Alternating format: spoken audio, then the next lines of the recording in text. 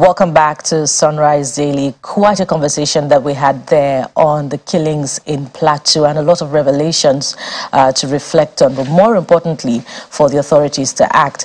And we're moving on to the next leg of our conversation this morning. In what appears, a male-dominated political field in Nigeria, we're yet to record a first democratically elected female governor. But in spite of that challenging and treacherous political waters, Nigerian female politicians are still thriving and are making a good showing, however few the numbers are. And we have, one of such women, a female governorship aspirant from Edo State, in the person of Mrs. Okoro Owo, Loretta Okoro Owo, who joins us via Zoom this morning. You're very welcome to Sunrise Daily. Good morning. How are you? We're doing very well. Thank you for joining us. Now, your state, Edo State, has been featuring a lot in the news lately politically. How are you, processing all of these political activities from the ruling and the opposition party in your state?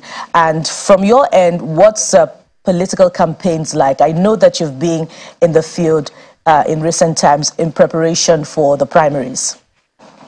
Thank you very much. Thank you. And good morning to everybody listening to us. As my people would say, Iselogbe, it's the Igwe festival time. So all our people around the world is Iselogbe.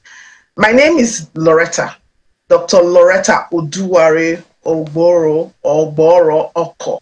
It's a compound name, father and husband. And it's very interesting at this point in time that as 2024 draws near, a lot of Edo State sons and daughters have realized that there is no freedom. We have to take our places at the table, and we have to take the reins of governance in our state into our hands. And for somebody like me, it's not just something that happened yesterday, day before. No, it's something that has always been there since the day I was born. I have worked with my people. I schooled in Edo State, went to Federal Government Girls College, Benin, studied medicine in Uniben, went to the market with my mother when my father passed on, lived with the people. And I find that the basic things are missing. Health, education, even in the markets, toilets are missing. The value for human life, there, is being compromised. So who will change the status quo? It has to be us. Be it male, be it female, it has to be someone who has empathy, who has character, who has the skills, who has the experiential learning, who has been with the people. And all of these roll into one is a Dr. Loretta Oduware Ogboro Oko. Now, over the past going to a year now, I've been in consultations, I've been in the field. Thankfully to God, we've been doing local government tours, we've gone around the state, and what do we find? We find that the people of Edo State need to have governance closer to the people. The gap between those being governed and those in governance is too much, and we need to close it. How do we close it? We all need to engage. So for us in Team Loretta Oduware Ogboro Oko 2024, we are saying that we want somebody who actually has the interest of the people at heart. And all of these political agitation going on in Edo State right now should be geared towards getting the right person to do this right job, that has empathy for the people of Edo State, that understands the state. Some of these people even agitating to be in the state now, in the core seat, experience has showed us that some of them don't even understand the people of the state. They think they know what the people of the state want, but they don't actually know. And before we started this, we actually went in and did surveys. We did a survey anonymously, just asking the people, what do you want to see in our state? When you say that those positioning to occupy the top seats in Edo State do not have the experience, are you referring to the political gladiators from the main ruling party and the main opposition party? I didn't even say the word experience. I said they don't even know what the people want. And experience is relative. I'm saying in all of the parties, I'm not saying just one party, across board, my sister, you find persons who they believe, and they have a right actually to believe and to aspire that they want to take the #1 seat in the state. But the question is, do these people, do they know, have they taken out time to actually know what the people want? Have they lived amongst the people? Have they lived amongst the poorest of the poor? You know, the National Bureau of Statistics tells us that we have 133 million plus multidimensionally poor people in Nigeria. At those states with our population of an average of 5 million, we have our huge share of this burden. How well have these people, how well have they interacted with the people of Edo State should be the question. You know, and this is very important. In formulating policies, it is important. And this is what people like me, I have sought out to do over the years, to truly understand my people, live among them and understand them. Now, we'll get to what you have identified to be the needs of the people of Edo State. But I've followed you quite a bit, you know, ahead of the interview, and I've seen that, you know, you seem to have been able to gather some following. Has that been organically developed, or most of them are rented crowds, as, you know, that balance is developing in Nigerian political engineering? Very organically developed, and it's not hard to see why. I mentioned that I was in the market with my mother. I mentioned I went to University of Benin. I went to Federal Government Girls College, Benin. And even when I traveled to the United Kingdom, I've always been in the forefront of everything Edo State, with my people, for my people, and by my people. Even in previous governance, we worked hard in the diaspora to ensure that even the current governance of the day that is winding up now we made sure that they actually got there. And doing this means I've had to have a lot of social interaction. If I pick up my phone now across the diaspora, I can easily, without any difficulty, pull out over 1,000 persons from across the diaspora who have Edo State origin, from Russia to Timbuktu. So, and from Delta State to Mozambique. So I have had that. And also in the last election, people may not know, but I actually led the healthcare policy, writing the Obidati Labour Party manifesto. And that means I've had to work integrally and organically with the people. We've been doing the Loretta Health Initiative for years now, where we go around and we give free health care to the people, make a diagnosis in terms of primary public health care, taking it to that doorstep. And this has intensified over the past 12 months.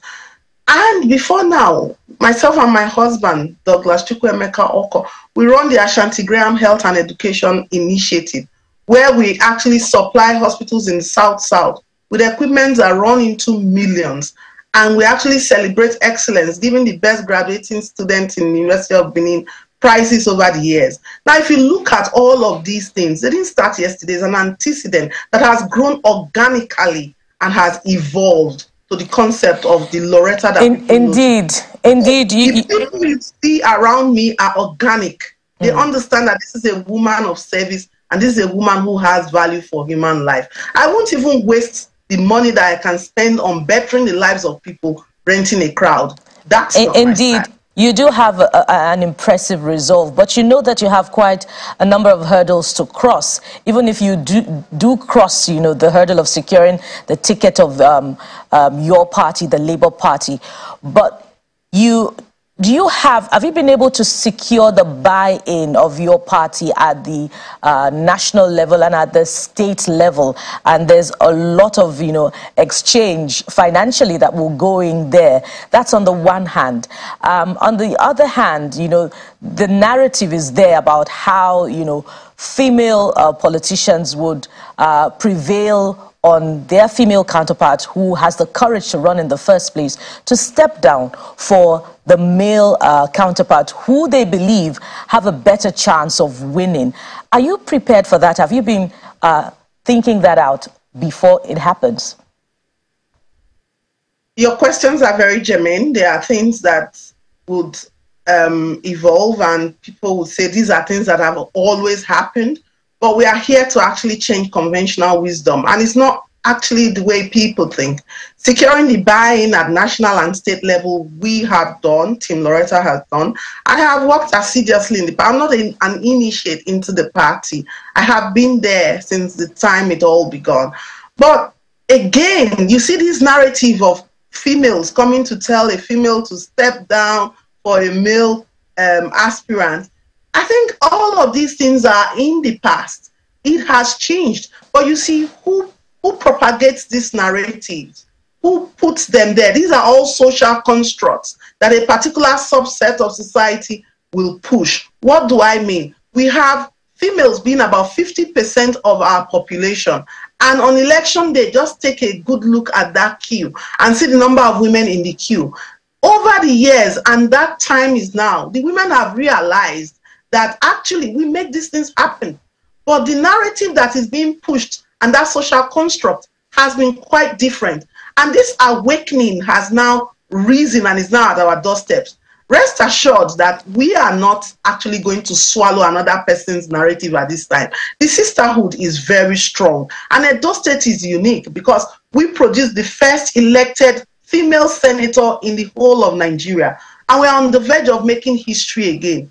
We are going to produce the first elected female governor. The people of Edo State right now are saying that they want something new, they want something fresh, they want to try something different. We are not saying that our fathers and our brothers haven't given their best. We are now saying that we want to be able to correct for these things that are happening. We want to try something else and see what comes out of it. Well, so even though these things may come, they may just be other people's figment of their imagination. And the social construct has changed. There's a new dynamics in town. Well, quite a resume you have, I must say, particularly in the health sector, spans Nigeria, the United Kingdom, Sheffield. Perhaps you speak about how that you bring that to bear in governance and the rest. But I'm also curious to know your political trajectory, because I know you've also worked under the current government. You were part of the people appointed to oversee the Edo State Diaspora Agency.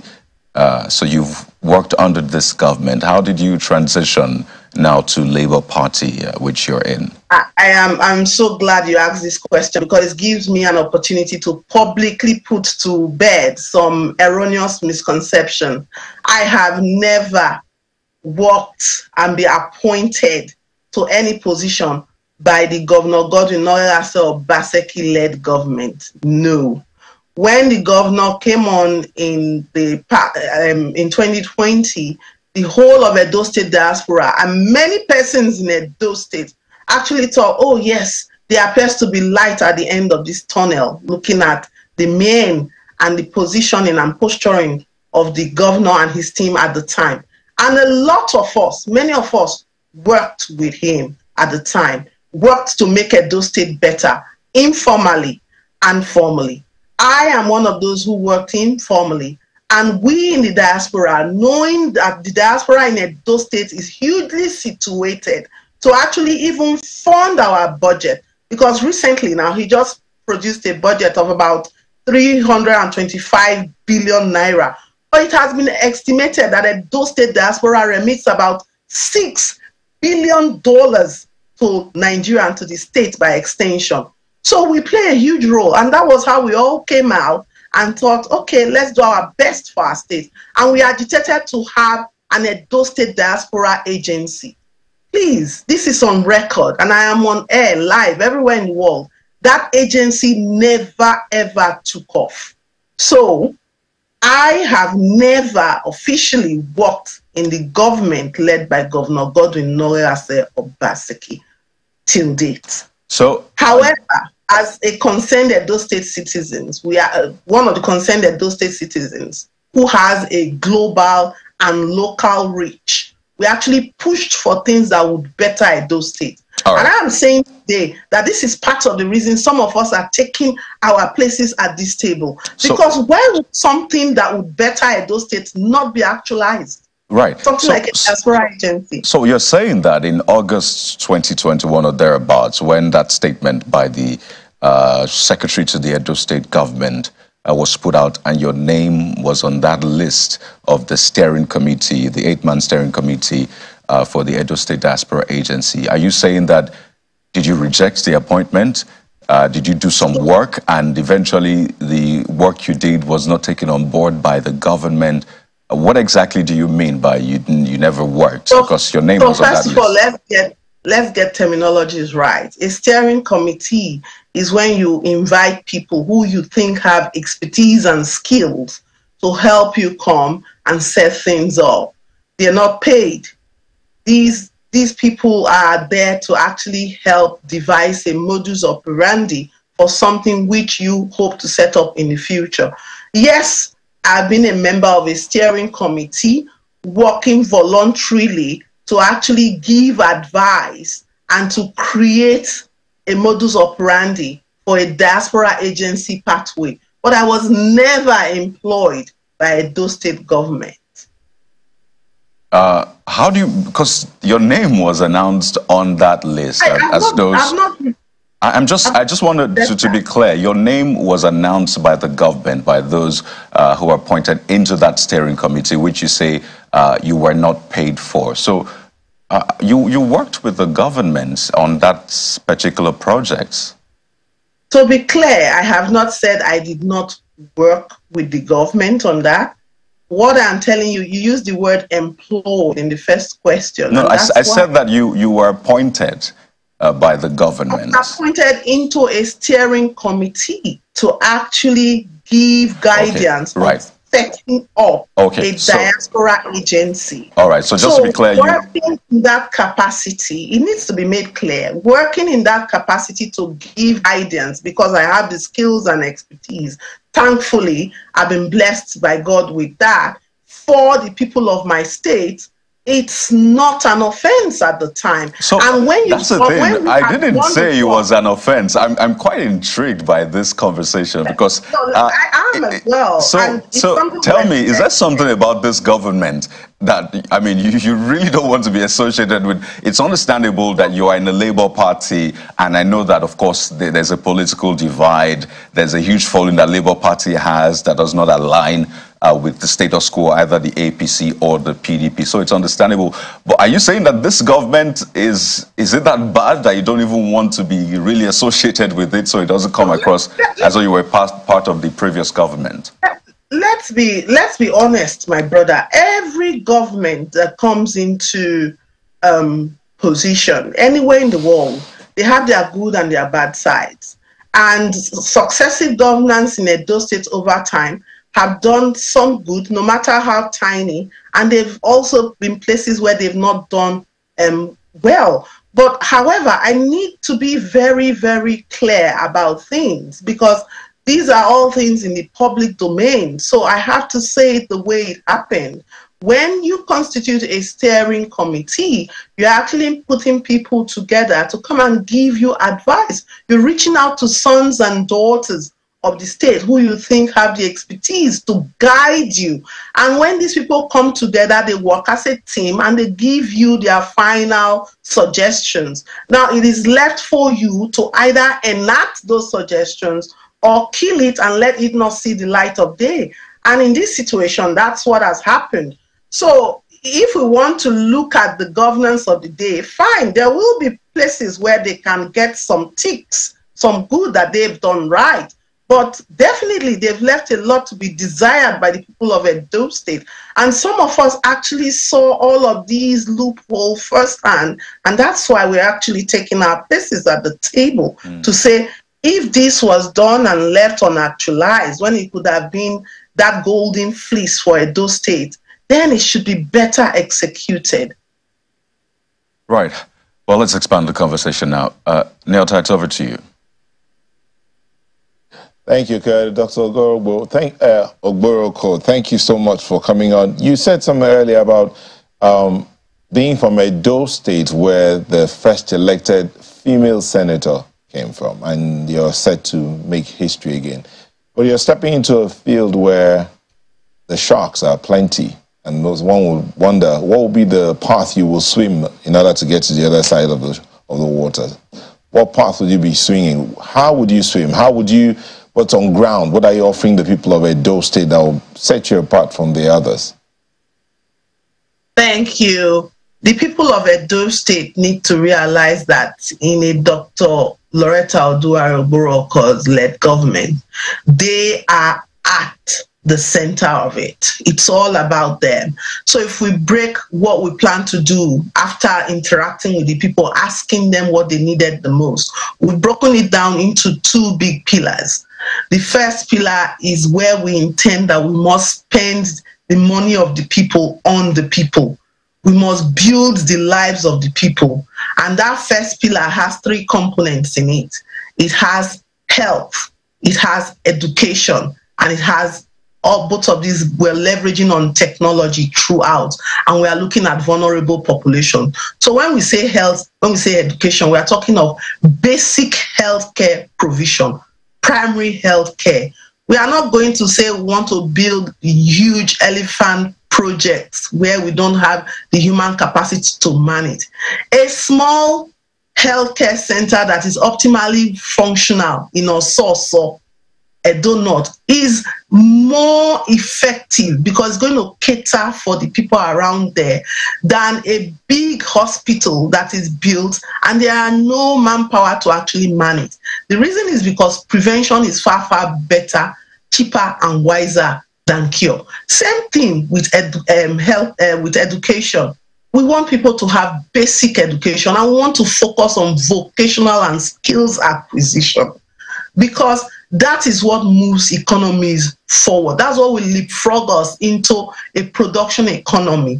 And if you look at countries, look at Germany, for instance, we call them, jokingly, people say, na German machine, na German this. But how do they do it? They focused over time on vocational skills. The plumbers, the artisans, they've made sure that they actually, so when we come on board, the technical education needs to be taken seriously, and that's what we plan to do.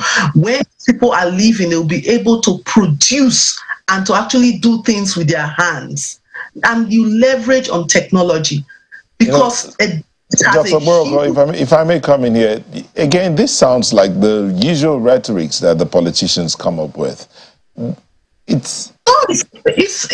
may think it's rhetorics because over time people have not done whatever it is they set out or say that they want to do because they've not understood that the people matter a lot more than they themselves who are in power. But we are saying that this needs to change.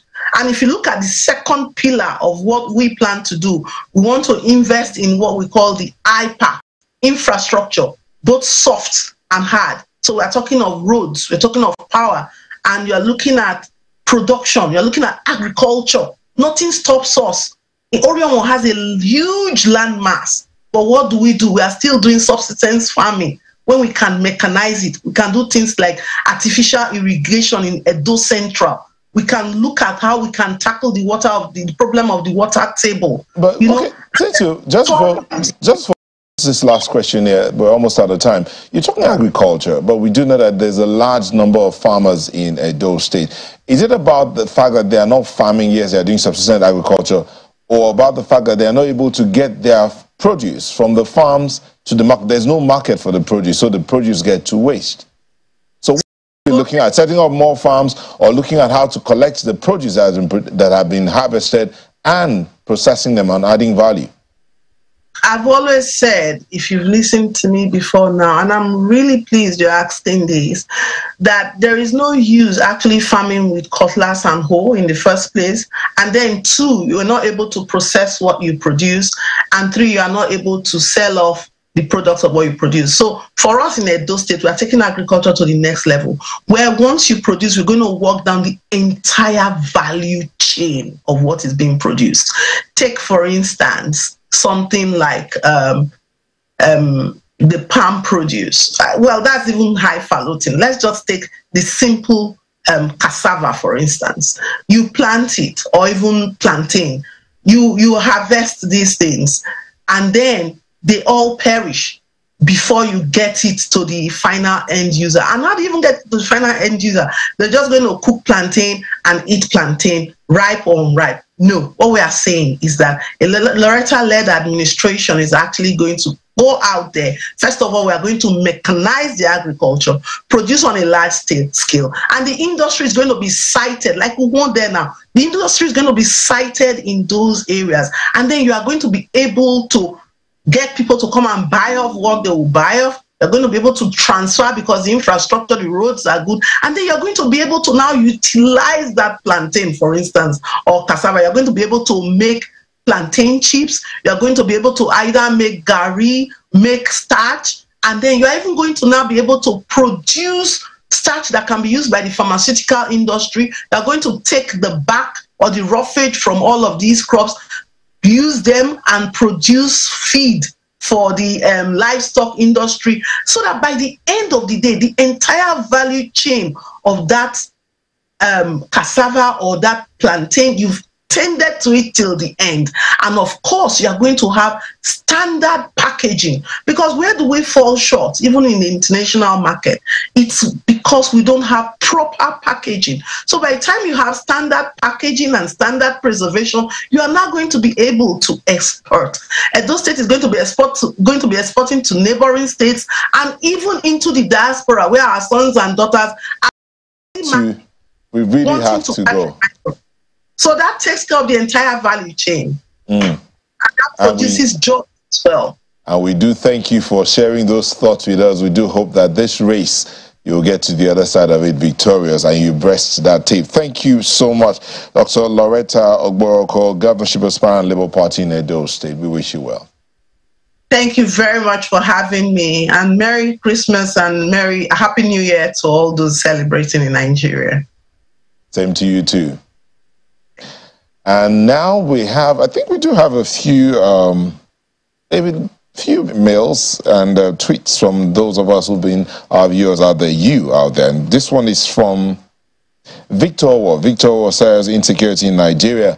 One statement I have heard for as long as I can remember is, I condemn, or FG condemns. When one condemns a barbaric act of a people, are you not supposed to ensure that the evil act does not happen again? In successive government, in this democracy, talk has been cheap. People benefit in these skirmishes and they ensure nothing comes out of the condemnation. In chaos, there is opportunity. Every life must be treated as important. Then and then alone would the government put a stop to this. These killings are one too many. We want peace in Nigeria, and peace we will have. Amen. That's coming from Victor Owo. Yeah, a lot to reflect on there from Victor. Thank you for a mail. This one is from Kunle Ogunlusi. He says, solving the plateau security issues is very simple. Bokos and Barkin Ladi have a high turnout of retired military officers. The able and willing ones among them should be remobilized in large numbers by the federal government under the command of the COAS to defend their people. They will not compromise the killing of their own people. Enough of these senseless killings. Evan Augustine has this one. As long as local governments in Nigeria are not allowed to do their work, which I know includes the mobilization of their subjects, government cannot effectively solve the issue of insecurity in the country. Goes on to say, for instance, the Reverend rightly said that there was information that was sent to the communities before the actual attacks, but those responsible, but whose responsibility is it to inform the government at the state of a danger? It is a local government. The question is, if the local governments were that effective, why was the governor not informed of the attack? we should stop deceiving ourselves and do the needful. And we see your mail at the Go ahead, Auntie. Okay, okay. So there is this tweet here from Pastor. Hold on there, Pastor Wale Oladino at Pastor Clam. He says, Reverend Larry Thompson has postulated what is to be done. The onus lies on the federal government to truthfully act promptly. Enough of playing the ostrich game.